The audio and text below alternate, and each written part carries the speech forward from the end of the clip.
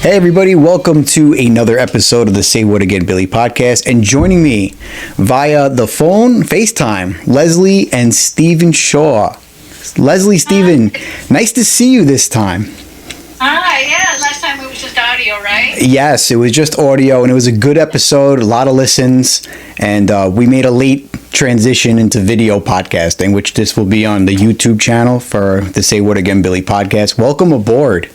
Thank you so much for having us again. It's nice to see you guys, and I wore this shirt for you, this alien shirt, and I wanted to have you guys on because it's actually been a while since we spoke on the podcast about anything regarding UFOs and aliens, and we scheduled this a while back, and it's crazy because this past week we had a congressional hearing about UFOs and aliens.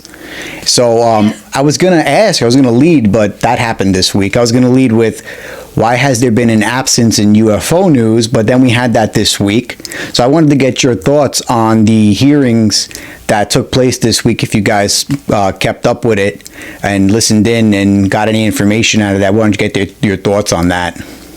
You know, we had it set to record on our DVR, and then we had a power outage that day, so we didn't get it. But I've been able to get onto the congressional website and listen to the thing. And yes, it's a little more of the same. You know, Luis Elizondo confirming that we have crashed alien ships and dead alien bodies and a secret program that Congress knows nothing about and is funding via,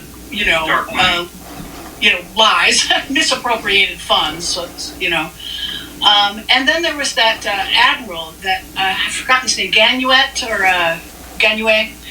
He, I thought it was so interesting how he said he was being debriefed. He called into the DOD to be debriefed about what he knew. He was he was in the Navy, and so he was sort of a conduit for pilots and witnesses coming forward to him and telling him what they'd seen.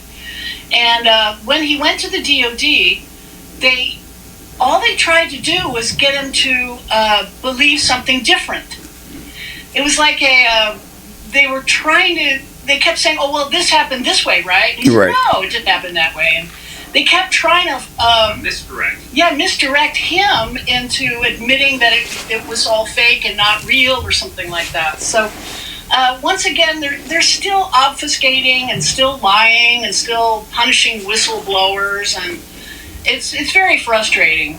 It is very frustrating, and you know what? I actually the one thing that was interesting from what I saw, and I didn't watch the whole thing. I watched very important clips, and that's the great thing about social media is you can go to other outlets who are designated to the certain category. So like with me, I cover everything, but there's certain places that I follow and they posted the important clips. And one of the important clips that I saw, it was two big things. One, it's the program that they have to retrieve the downed spacecrafts is, I think, Project Constellation, or the Immaculate Constellation, right.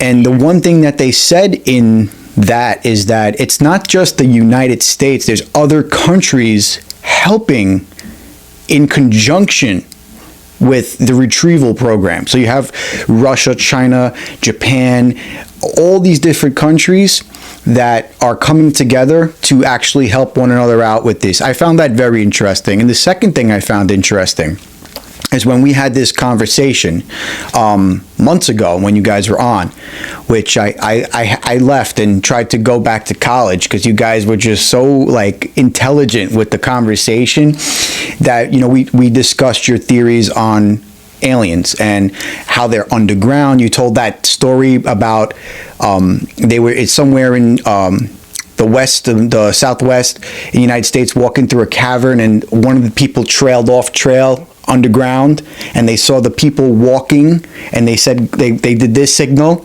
That story stuck with me. Actually, that took place in Malta. Malta? It's Hypogeum. Okay. Malta. Yes. In the 1920s. Yes, it was a long time ago. That story stuck with me. Me too. It's one person's eyewitness account And frequently we don't like to rely on single person, testimony because, they could be wrong or lying or whatever, right? I prefer mass sightings. But this was just one more incident where someone met with men living underground. And not just men, but the Nordic alien-looking men. Right. The tall, blonde-haired, blue-eyed, pale-skinned men that, we think are running most of the show of the UFO incidents. Right. So I brought that up because of. Go ahead, Stephen. No, sorry. A lot has happened since we last talked. Like, for instance, we launched our documentary called Who They Are on YouTube. Yeah. It was done by Sky Island Storytelling. It's got like about 383,000 hits so far. So, and we are starting our own podcast show called Abductions 101. Yeah, he's wearing the shirt. Yeah. See? Abductions 101. I'm gonna have to purchase one of those shirts. I like that. Yeah, so a lot has happened since we last talked, but so just want to let your audience know that that there's a lot that we maybe can't cover in this this podcast here. And that getting back to the retrieval thing, that's nothing new. The Majestic 12 group, that happened after Roswell, like a month after Roswell in September. Truman created this Majestic 12 group of men, almost all of them military or science community, and they went into creating this manual for retrieval and obfuscation. They had a plan. Their plan is to swoop into the area and with their men in black. I know it sounds corny like the movie, right? But they literally were men in black. And they would have no insignia, and they would show no identification. And they would swoop into the area and gather all of the data and anything physical evidence-wise. They would, if there was a crashed ship, they would gather that. If there were dead alien bodies, they would scoop them up and take them away. Right. And then they would make sure that they had all of the evidence. They would question witnesses, and if they had any part of the ship or something like that, they would take it from them. Then they would interview every witness in complete depth, getting all of the pertinent data for themselves, right? But then they would do we have a manual that talks about how this was actually part of their procedure, was they would start with ridicule campaign. They would start making fun of everybody, trying to embarrass them into silence, kind of making it all a big joke, right? Right. And if that didn't work, if the people were, oh no, I know what I saw, and I'm telling the world. If the people were like that, then they would threaten the lives of their families or their own lives. And if that didn't work, they would actually force consequences on them somehow. Either get them fired from their job or something along those lines. Or something like that. Yeah, or suddenly audit them or, something like that. Interesting. And then they would, and if that didn't work, then they would actually resort to murder. We know of at least 3 murders where this was such a hot topic that they wanted to cover it up so badly that they were willing to kill for it. Yeah, Phil Schneider was one of them, and then the Secretary of State during Truman was one of them too. One of the members of Majestic 12, Forrestal, I believe was his last name. Yes. He wanted to come forward. He wanted to let the public know everything, and he was obviously in the minority. And he kept pushing for this, though, and they were worried about him coming forward. And he started having emotional problems, and they put him in a mental, like a hospital, where he wasn't allowed to see his family. They cut him off from his family. And then he died at this hospital under very bizarre circumstances. He was sitting in his room writing. He was doing like some, I forget what exactly, but he was writing.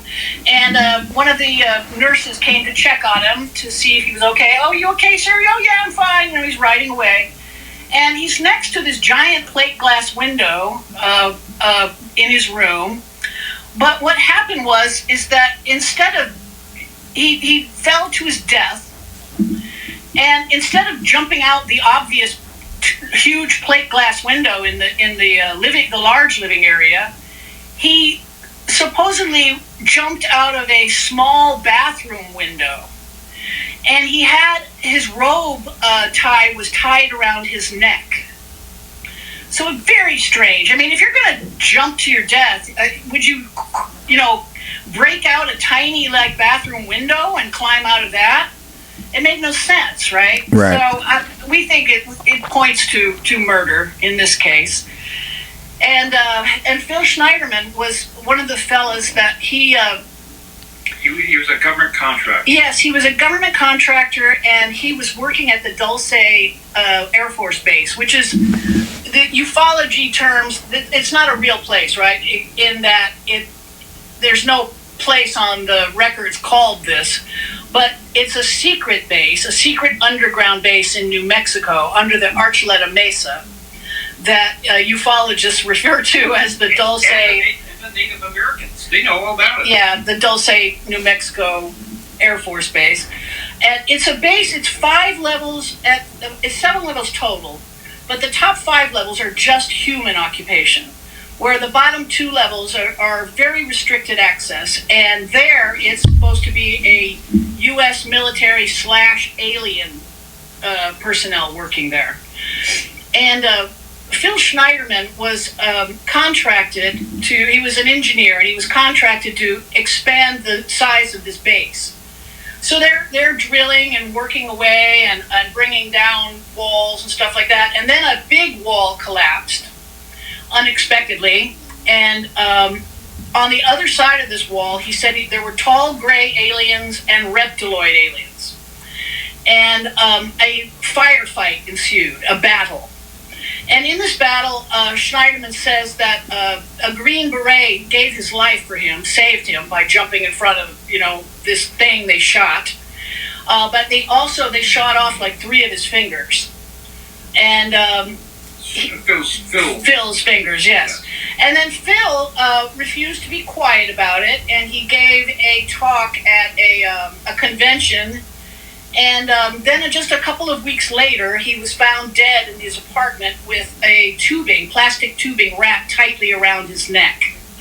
Yeah. And I don't know of any suicides that are exactly like that, where you wrap tubing around your neck to kill yourself. But again, ruled a suicide, and we think, again, this is a murder situation.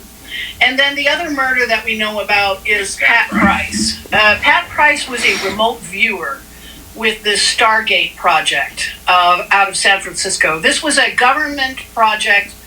The Russians were doing this. They were doing remote viewing, which is essentially astral projecting. People would go into the astral realm and travel, and they actually be able to see things. Except their consciousness. Just their conscious minds are able to go places and see things, right? So the Russians were doing it, so of course we had to have the same program. And we started the Stargate program. And Pat Price, he was before that he was a policeman with the Burbank Police Department. And but he turned out to be a very talented remote viewer. So they were using him for remote viewing. And one of the things he was supposed to do, he was supposed to go over to Russia to spot things in Russia. But as he was flying over Alaska, he felt a draw. They call him compelling. Yeah, he was compelled. They can sort of sense that they're supposed to see something there, and he felt compelled to look inside this mountain called Mount Hayes. And MUFON circles, Mount Hayes is considered to be another one of these U.S. military / alien bases underneath Mount Hayes. It's a hotbed area for UFO activity. It's near Fairbanks, Alaska, so about center of Alaska. And a lot of disappearances there too. A lot of disappearances in Alaska. We think these are abductions that they just keep the people. That's sometimes we think they take people and don't put them back. And Mount Hayes is supposed to be famous for this. Yeah, what better place than Alaska? Yeah, exactly. They're very remote. We know of 2 bases in Alaska. This is the Mount Hayes one, though. We mostly learn about it from remote viewers. And what he saw there was this base where these advanced humans, he called them, were running the show. And again, it's advanced humans. Again, not really aliens, but men running the show. But they were more advanced than we are. They're like mentally advanced, where they can sense remote viewers coming their way. They were able to sense him there. Telepathic. And so Pat Price wouldn't, again, he was one of these people that just wouldn't shut up about it. He wanted to tell the world. And he went on vacation to Las Vegas. And I don't think it was actually a vacation, but he was, while he was there, he met with a representative from the NSA. And the next day, he complained of horrible stomach cramps, and he died. Poisoned? And we think that this NSA meeting maybe didn't go well, and they decided to poison him. And again, it was ruled this time it was ruled a heart attack, and we find that very suspicious. That he would meet with a government official, and then the next day he's dead. And again, he was one of these people that wouldn't stop talking about the Do you think now any of the current whistleblowers, especially George Knapp and Jeremy Corbell, are at risk of anything similar to what you just told via these stories? Because they are like leading the charge and now have documentaries on Netflix. There's one that just came out recently. George Knapp is the lead to that documentary, and then he did the work on Bob Lazar, so right. It's important to the ufology community. I recall seeing a documentary. Can't remember the name, but I remember seeing it on either Netflix or another streaming service. I believe it was Jeremy Corbell's documentary, though, and he was interviewing Bob Lazar, and they made their way to Bob Lazar's home, where he had like a lab or whatever the case may be. And I remember in that documentary, he was talking about the element that he took out of Area 51. This element 115. Right. And in the documentary, impeccable timing, the FBI raided his home, and the excuse they gave him was he was not building, but making illegal fireworks. And this was in the documentary. And I remember seeing that quite some time ago, and I was like, what are the odds that he starts talking about element 115 and this happens? So now that's why I wanted to ask you, because I see you two as, you guys should be more publicized, because you guys are doing a lot. Safer, that help, actually. You guys are doing a boatload of work. I like to see that you guys are going on different podcasts and promoting your work, and you guys have the book out. It's amazing stuff. So I'm asking you guys, first of all, do you think any of those people are in jeopardy of unfortunate circumstances, Epstein-like circumstances? Yeah, Epstein, yes. That was strange, wasn't it? Very. Well, more light that's on someone, the less likely they'll be killed. You know what I mean? They don't want to make a bigger furor that way than just but they are harassing them. David Grush is the whistleblower that came forward in the summer of 2023. Right. Remember the hearings with the three guys? Two of them pilots, and one was an intelligence officer. Right. They're not punishing the pilots for just giving what they say they saw. They're seeing testimony. Fortunately, they're not punishing the pilots, but Grush they're going after. They brought charges against him, and didn't you say Luis Elizondo? Luis Elizondo, yeah, he and his wife were harassed tremendously. He lost his job to start with. Yeah. And they almost lost their house. And they're being harassed. But wasn't he past his NDA? Aren't you allowed to speak on certain circumstances past your NDA? You are allowed to speak on certain things, but again, being as he was the head of the ATIP program, and he did release the videos that put him in a vulnerable state. We got the book Imminent, and we read the book, and it's interesting. He devoted 6 pages of the book to his being trained. He claims he was trained to be a remote viewer, and he says it's something that you have to be trained to do. Grosh. And getting good at it, there would be orbs that would show up outside his house that would kind of freak out he and his wife. And at the same time, too, there were like people that were watching his house, like government people. So they basically put him through hell for releasing that information. Yeah. Interesting. Those were classified videos, the Go Fast, the Gimbal, and the Tic Tac videos. So he released classified materials to the public, which is against the law. And certainly against any of his oaths that he swore. But he felt it was more important to let the people know what was going on than to keep this thing secret. Like so many whistleblowers before him, that I think the more the spotlight is on them, the more safe they are. Right. It's actually people like us that are in a little bit more danger of having them to kick in the door. You know? Well, that's actually.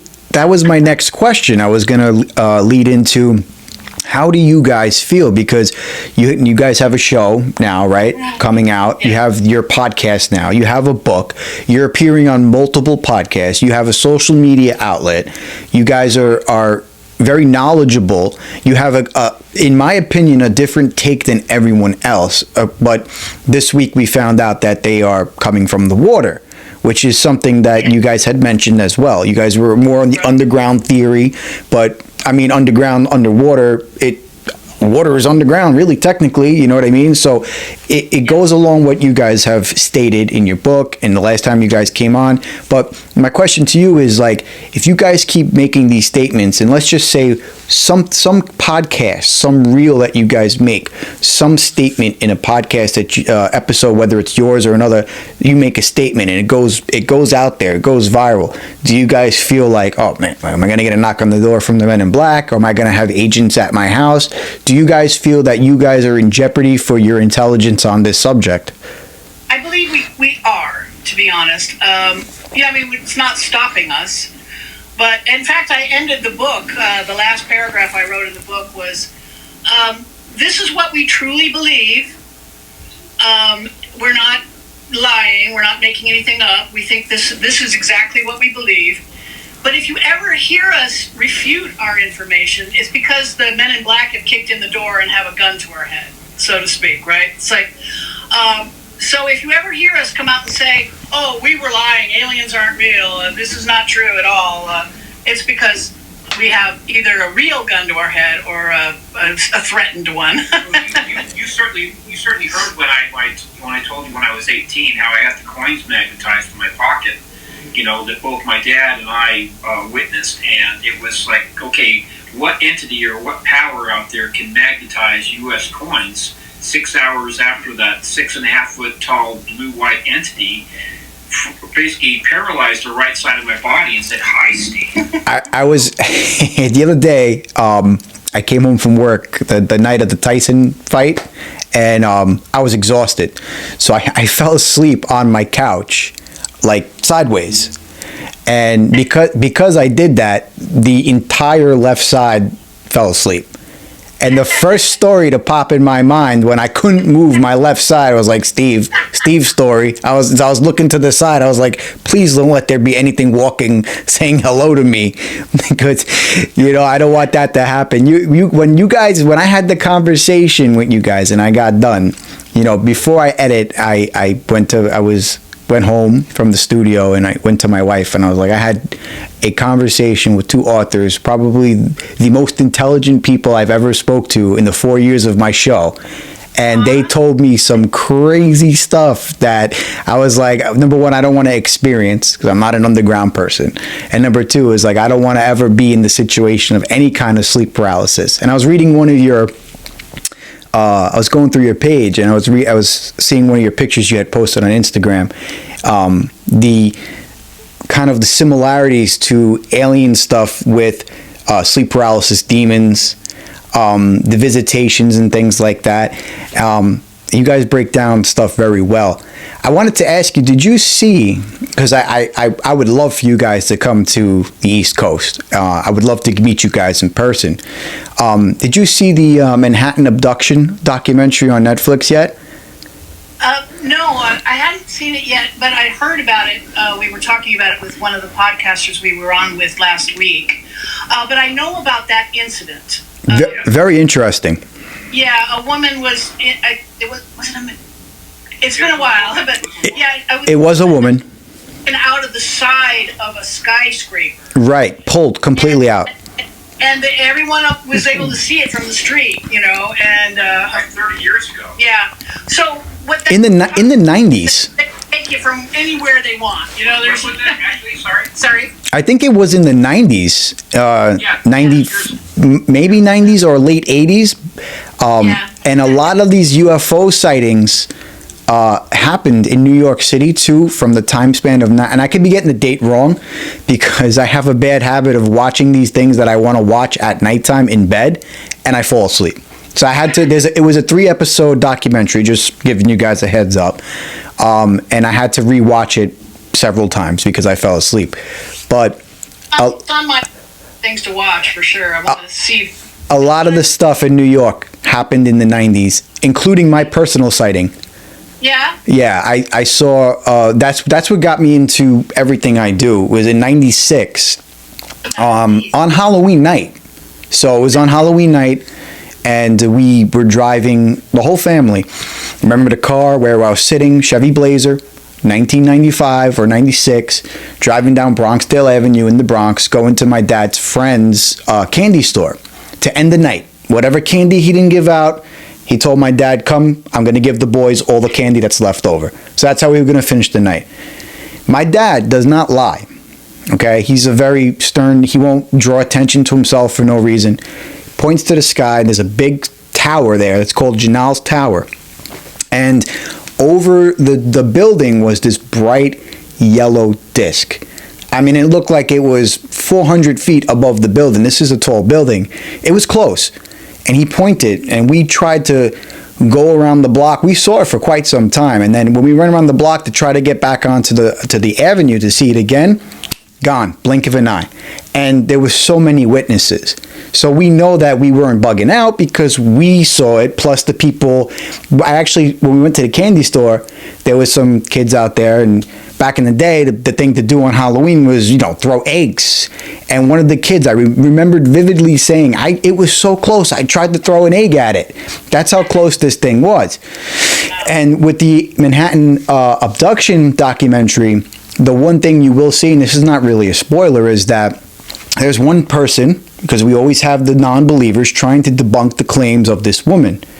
But there was so many people that verified what happened, especially police officers who were on a bridge. I think it was either the Brooklyn Bridge, one of the bridges over there, that said, I saw this woman levitating in the sky, and there was something above the clouds. So the validity of it was pretty big. So that's something you guys should definitely watch, because you guys would be just very intrigued by it.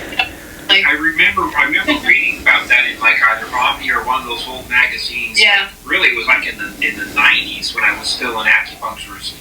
I remember reading about that, and they said, "Wow, they really are getting bold." Yeah. They want to do that just basically when they can be seen in a major city. Yeah. When I saw it, I realized that there is no place safe from being abducted. I thought, probably you're more likely to be abducted if you live out in the rural community somewhere, right? Where they don't mind being seen because only 12 people see it or something. But right in the middle of New York City, and they took me while I was living in Woodland Hills. I don't know how many times. Yeah, that's a town too. On a busy street, so. Yeah, I love the mass sighting. That's my favorite kind of sighting. What you just described is where, the cops and 300 people, they've seen it, and there's no refuting it. When you get one person citing, they could be wrong or mistaken or lying or crazy, but when 300 people see something, then you had a couple of instances. The Battle of L.A. was a big one. I tell that story all the time. I told that last night to somebody at a gathering that we had. They never heard of it. I showed them the article. I explained it to them. And the Phoenix Lights, which is a big one because that happened. Thousands of people saw that. The mayor of Arizona or Phoenix said that he came out at a press conference dressed as an alien, trying to like tone it down. Governor was doing a press conference, and he was afraid that there would be panic, so they got a guy in an alien suit to kind of make a big joke out of it. Right. But he later he said recently it was quite scary, and yeah, we just kind of made a joke out of it to keep the panic level down. Right. You know? Very recently he did that. That incident started in Nevada. So it starts in Nevada, slowly cruises over the entire state of Arizona, making sure to go over the Capitol where the most people would see it, right? And then it continued into Mexico. So when this happened, I thought, what are they doing? Are they trying to show themselves? Did one of their kids steal the spaceship and they're off joyriding or something like that? I just love that they tried to say to everybody, oh, it was flares. Like flares that could last that long and travel 3 states. You know, like, come on. Flares don't go sideways, they go down, you know? Yeah. They fall. It was so absurd. You know, the government keeps doing this too, where they'll say the most absurd thing, and then everyone's like, "Oh, thank God, the government says it's this." Well, you know, we can relax. You know, when 10% of Americans still believe that the Earth is flat, and 12% still believe that the space landing was faked. I mean, you're talking about 35, 40 million people, and unfortunately, it's like, no, the Earth is not flat. I don't think the Earth is flat, but I got my my jabs of the whole moon landing thing, and that was something that came up yesterday in the conversation I was having with somebody. We were, by the group of people we had a beach club party, and they stay very active until the summer comes again. And we had this Friendsgiving, and I was just talking to one gentleman towards the end of it for like 30 minutes about a variety of things, from the pyramids to the moon landing to he was telling me stories of soldiers going into caves and seeing things and portals and whatnot. And it's an interesting conversation because if you go back, and I told him this, if you go back 30 years ago and talk about this stuff, you were labeled a loony off the bat. And I remember when I came to school the next day, or whatever day it was, if it was the weekend after I saw the UFO and I came back the following week, I told everybody in my class, I said, guys, I saw a UFO, and I was labeled the weirdo, and then it's funny because in 2020, when they released that UFOs were in fact real, I posted on Facebook, I said, a lot of people that I went to school with in 3rd grade owe me an apology.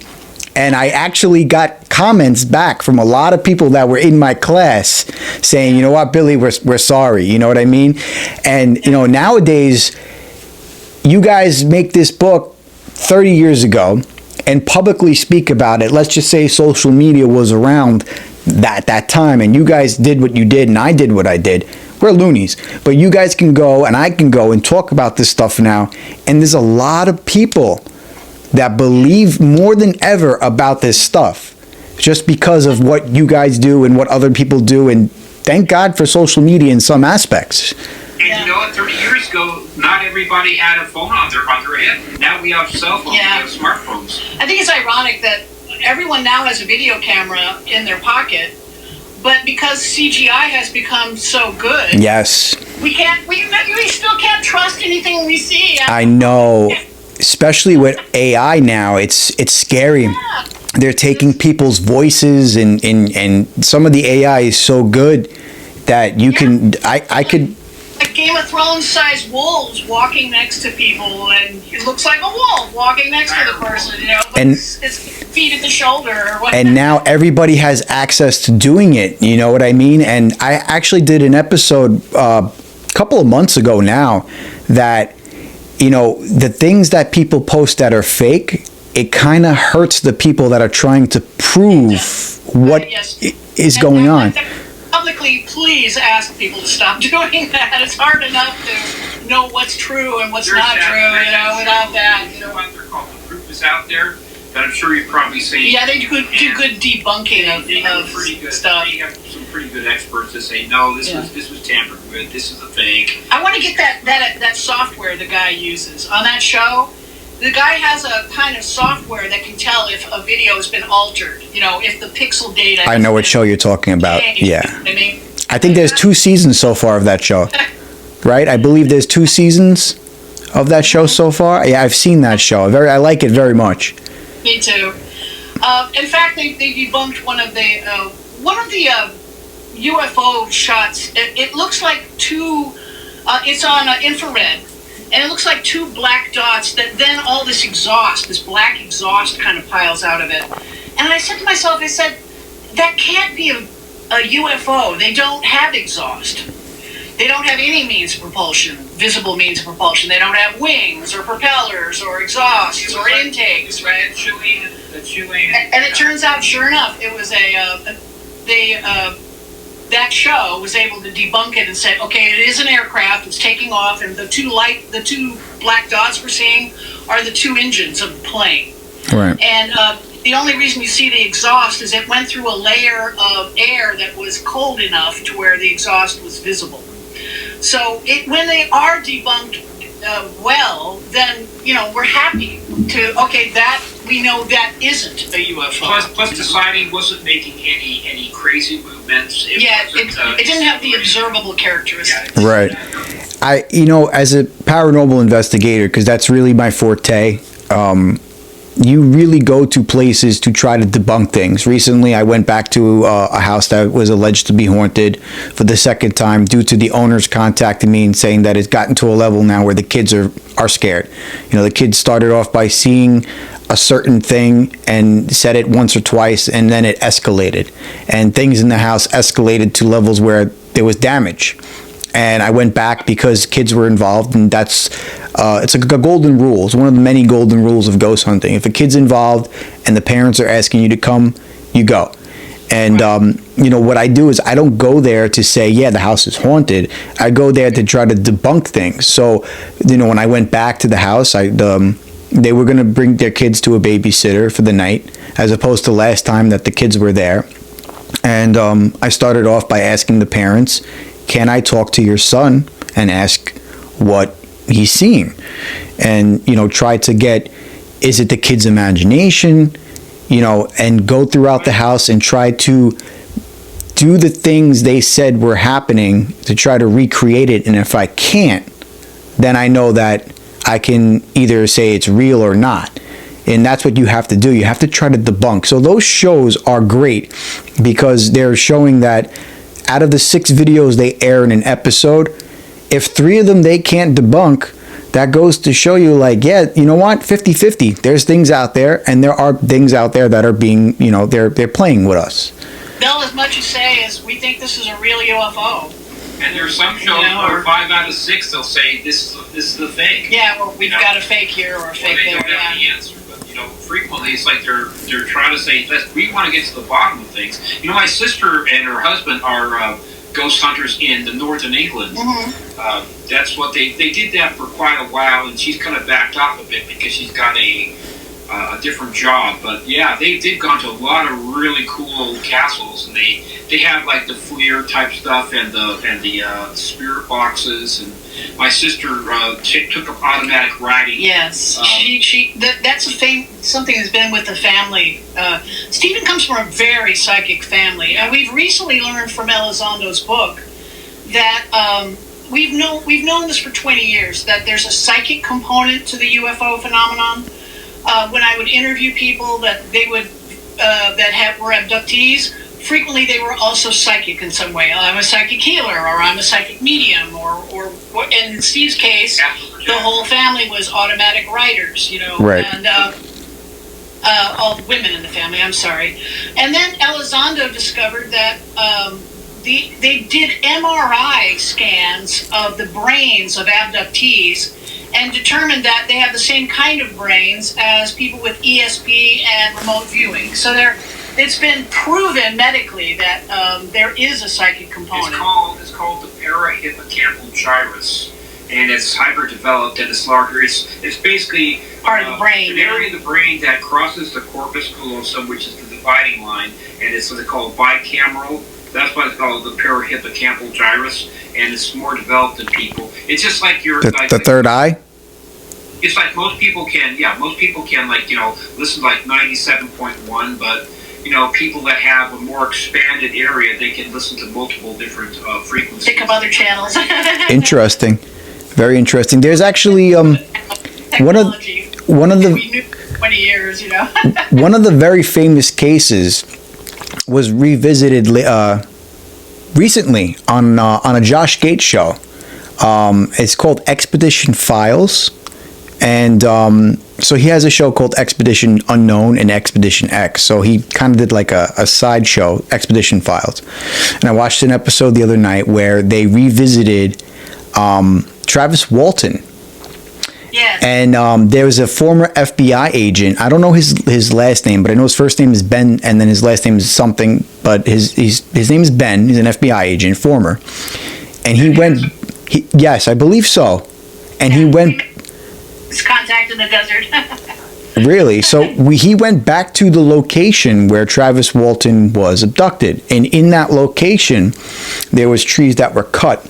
And they were trying to see the area to see if there's any residual effects from the infamous Travis Walton abduction.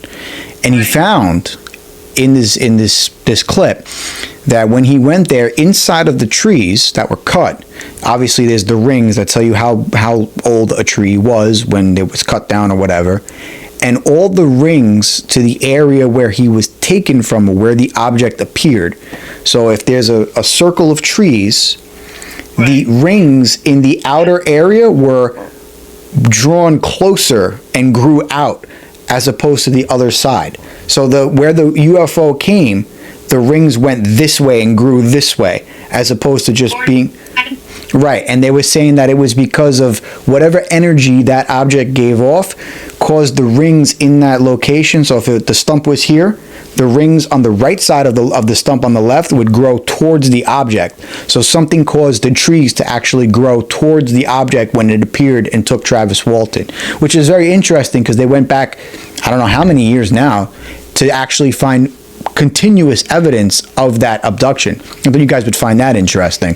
Very interesting. That was one of my most fascinating things. That the Hollywood version of the movie version, it was very accurate for a lot of it, but the actual event on the ship, they Hollywoodized it. Right. They made it. But what he talks about that I found particularly interesting, and it kind of steered us in the direction of our theories, was that first he was approached by the Greys on the ship. And he was terrified, and he was fighting them.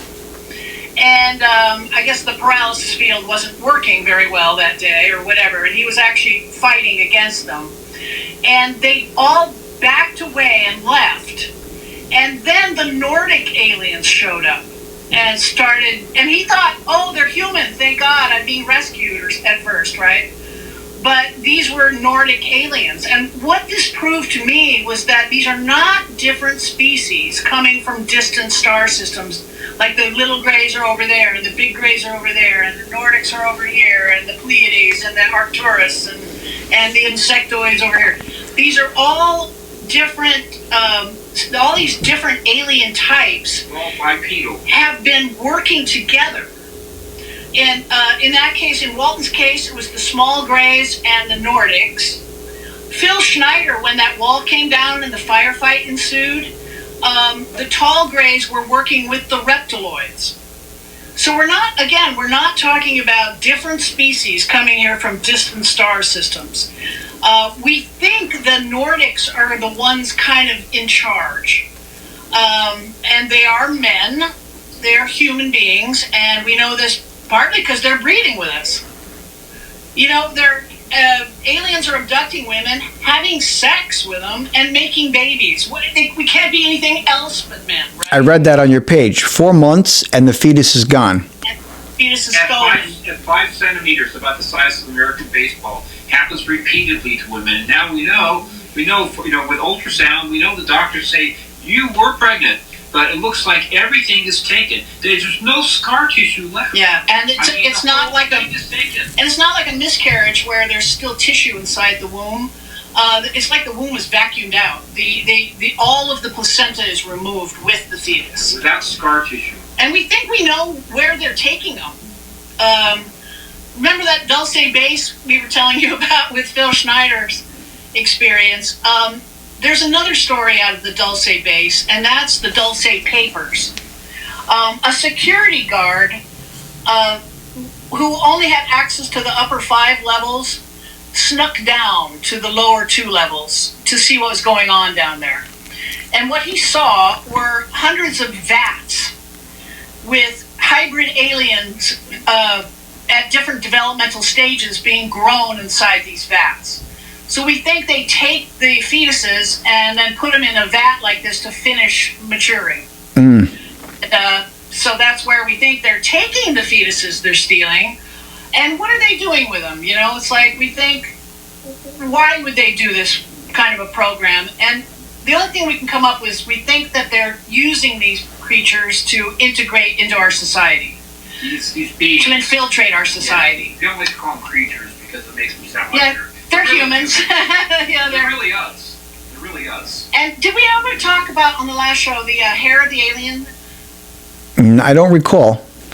That was a critically important little. You know, there's so many little pieces of evidence that are so important because we don't have anything else. And a lot of people blame the ufologists for not having, more evidence. But it's not our fault, that the government is obfuscating and lying and hiding it from us. But one of these key things was this one man's experience. He awoke in his bed in Australia. He was Australian and living near Sydney, I believe. And he woke up in his bed to 2 women being in bed with him. And he said they looked like hybrid beings. One of them he described as having, her eyes were too large and her cheeks were kind of pointy and her chin was too pointy. She didn't quite look perfectly human. But she had long white hair, and in the morning, after they sexually assaulted him while he was paralyzed, in the morning he woke up to find 2 of her hairs in his bed. And he got them analyzed. And first of all, the analysis showed that they were perfectly clear. And there is no human hair type that is perfectly clear. It's an unknown human type. But when they genetically tested it, it tested as human. A bizarre mixture of DNA. It was Basque and Gaelic and a subset of the Chinese population that only makes up 1% of their population. Very bizarre DNA combination. But what this proves to me, all in one little hair, there's a lot of proof. It proves that we're dealing with humans, but mutated humans, with this unknown hair type that they've mutated into. Advanced. And we think it's because they're underground. They don't need melanin in their hair to protect them from the sun, right? Another thing that points to underground activity. But they would need bigger eyes. And their eyes would be larger and pale. They're very pale. And there's no melanin in their hair at all. Not even in a little bit. Very interesting. That validifies a lot of your theory. Underground. Because DNA, it's hard to argue with DNA, right? Go ahead, Steve. It's a safe place to be. It's a very safe place to be. I was a wild cave explorer in my early 20s. And, temperature controlled. It's safe. You don't feel earthquakes. You can easily geothermal it, depending how far down you are. Yeah, you can get power, You can repurpose caverns to make them much bigger in cities. It's that would, besides the other thing too in our book, we've talked about how there are 1,200 different flood myths that all start the same and they all end the same.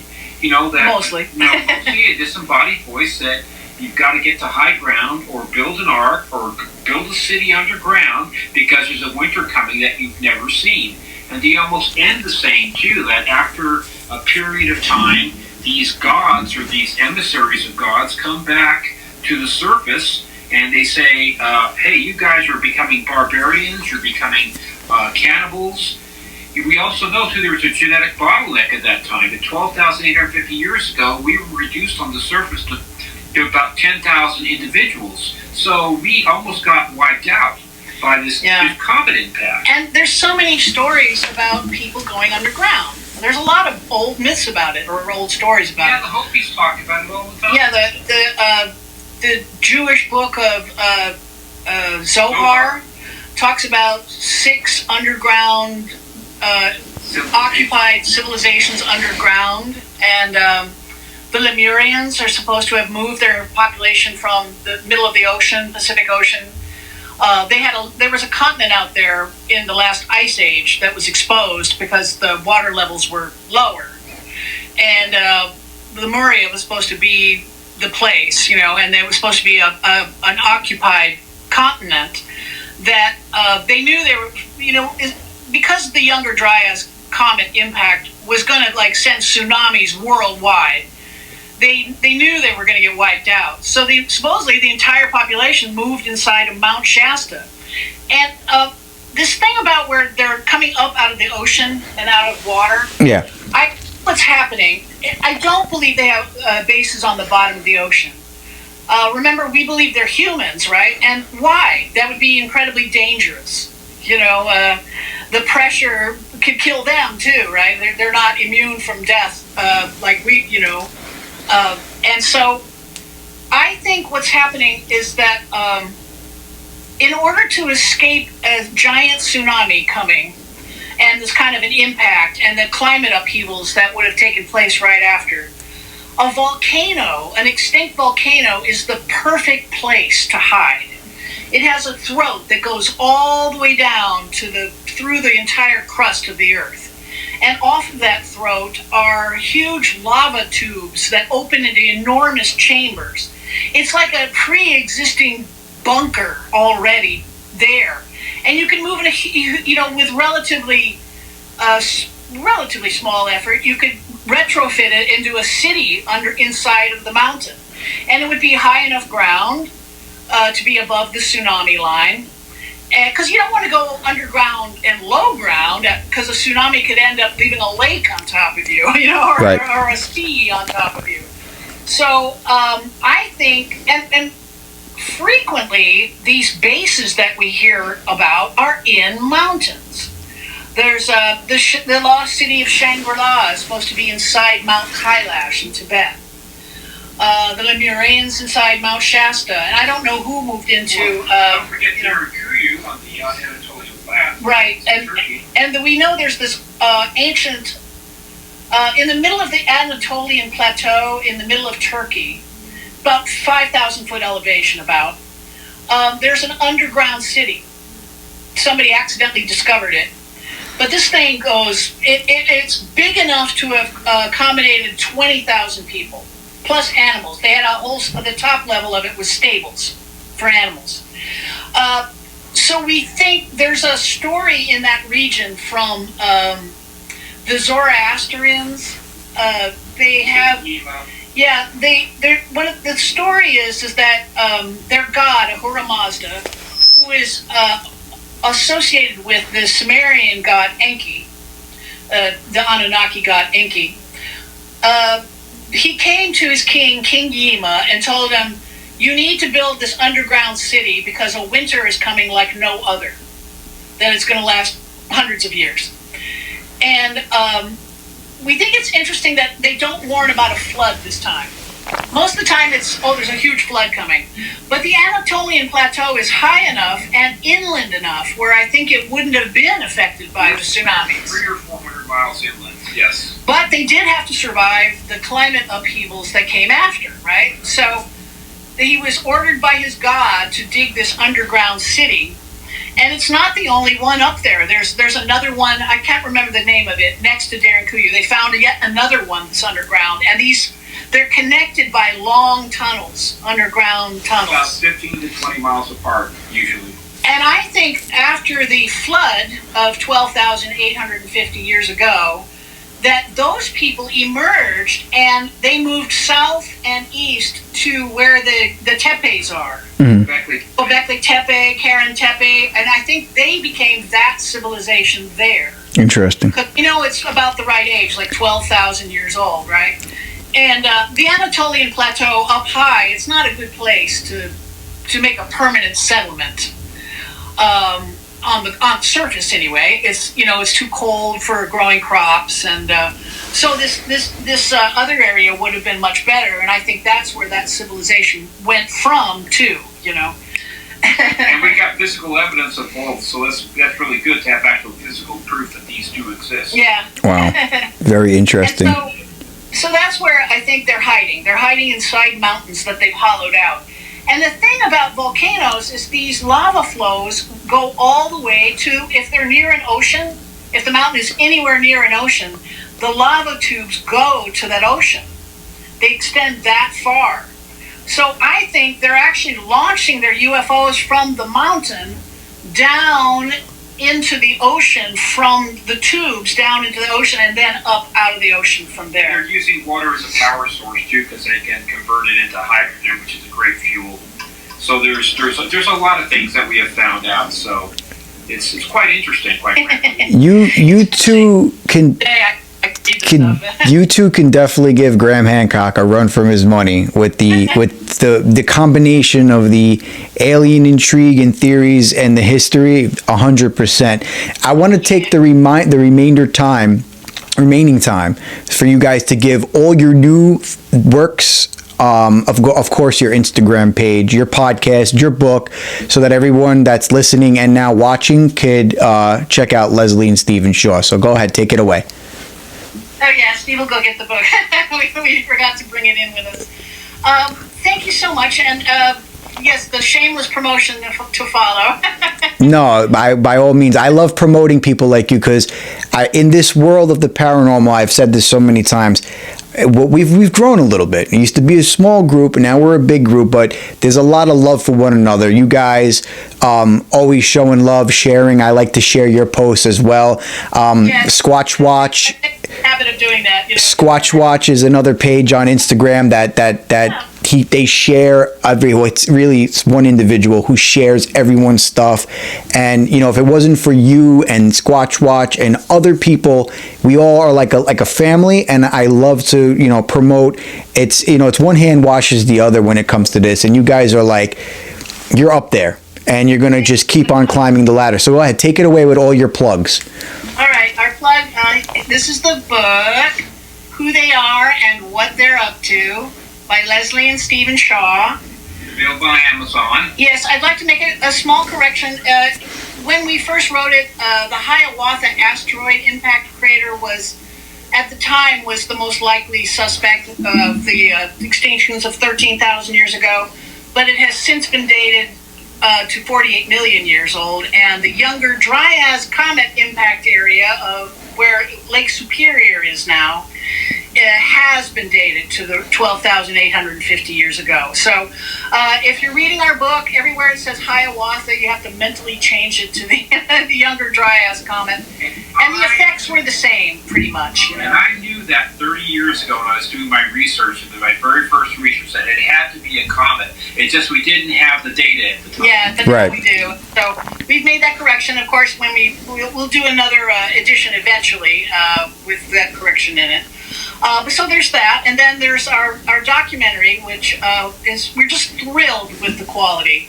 It was done by Storytelling, Sky Island Storytelling, and Jay Horton Films, and it's on YouTube. It's called Who They Are, and or if you type in Who Are They or Who They Are, either way it comes up. Awesome.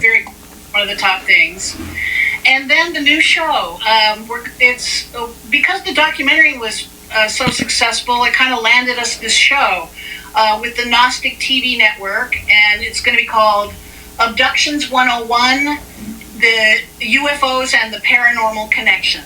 Awesome. And that'll be, we're launching our first episode this Saturday, I believe. It's going to hit the, be dropped. And so that's very exciting for us. And good for you. Also, and Facebook at the same handle, leslie.shaw.author. And Leslie is the Leslie spelling. And there people can find all of our experiences. I wrote them into series. And if somebody wants to reach out to us and tell us your story, we'd love to hear from you. You can DM us on Instagram there. Awesome. I'll pull up all that when I edit the video so that everybody can see nice. And it's always a pleasure having you guys on. And of course, this was all made possible by Spotify for Creators. They changed the name once again. So Spotify for Creators, if you're looking for a way to get your podcast out there, it is a free app. Just head over to your app store, download Spotify for Creators, and get started on a phone, tablet, or computer. And of course, now you can watch their documentary on YouTube. They have, where's the Gnostic channel? That is a streaming service, or is that something privy to online? Yes, GnosticTV.com. Awesome. I'm looking forward to all your future endeavors. It's always a pleasure talking to you, and this time around, I feel that my IQ was right up there with you guys. You guys are so. I love talking to two individuals that are like just so intelligent with their own theories, and I would love in the future to meet you guys. And of course, I would love you guys to come back on when we have some major UFO news. I'll give you guys a DM or a call, and I'd love to have you guys come back on. You guys are really like a real treasure to the UFO community, in my opinion. Thank you so much, my dear. And check out, get a chance, check out some of my original music. On our Facebook handle. I seen some of the video. I like that. You guys throw some other stuff. You're a man of many talents, Stephen.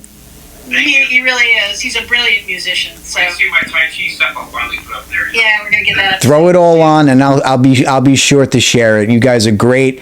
I want you to thank you guys for taking the time on your Sunday to come on board, and I hope to have you guys come back on in the future. And by all means, you guys are more than welcome to reach out, whether it's through a DM or a phone call. And if you guys ever make your way to the East Coast, please let me know. If I ever brave the plane fear that I have, underground and flying, those are my two fears. I'd love to come give you guys a visit. All right. Thank you, Billy. Thank you for the time. Enjoy the rest of your day. And this has been another episode of the Say What Again Billy podcast featuring Leslie and Stephen Shaw. Bye, guys. Bye, buddy. Good night.